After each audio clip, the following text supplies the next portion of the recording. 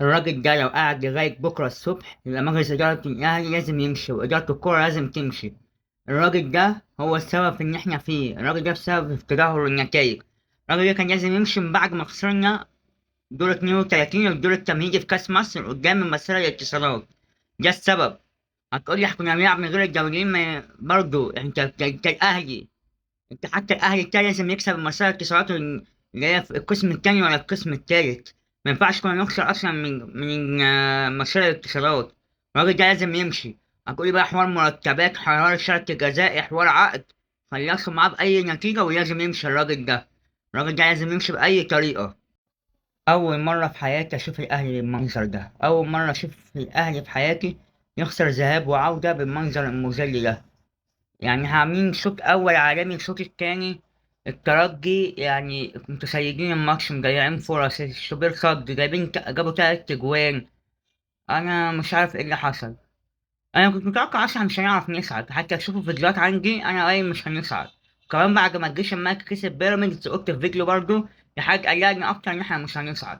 بس مش متوقع بالمنظر والسوء اللي إحنا فيه. أنا قلت يعني آخرتها هنبقى نتعادل، هيبقى الماتش يخلص بالتعادل سواء 1-1 أو 2-2، أو هنكسب مثلا 2-1 هما هناك كسبانين 1-0 فخلاص هيصعدوا. مش هعرف إن إحنا يعني هنخسر أو هنخرج بالخروج المزعج ده. بس اللي يعني يصعبها علينا او اللي يخليها يعني كده العشم. اوحش حاجه في الكره المصريه العشم. يعشمونا يعني الشوط الاول المحارس بتاع الترجي شال الكور، ما تكشاش تلات كور يا اربع كور محققه الاهداف. واحد قال خلاص بقى الشوط التاني هننزل، هندوس تاني وهنعرف نجيب اجوان وهنكسب وهنصعد.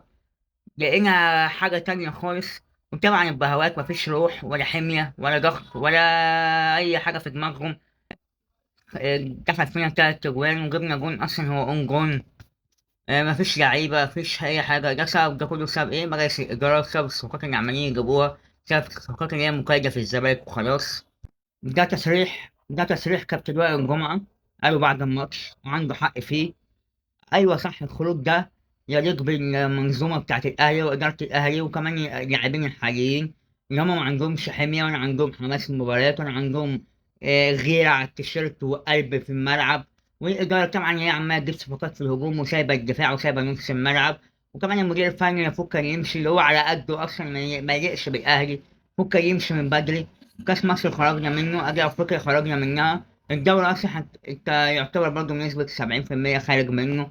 فعلى رأيه صح، عنده حق. هارد لك يا أهلاوية. سلام.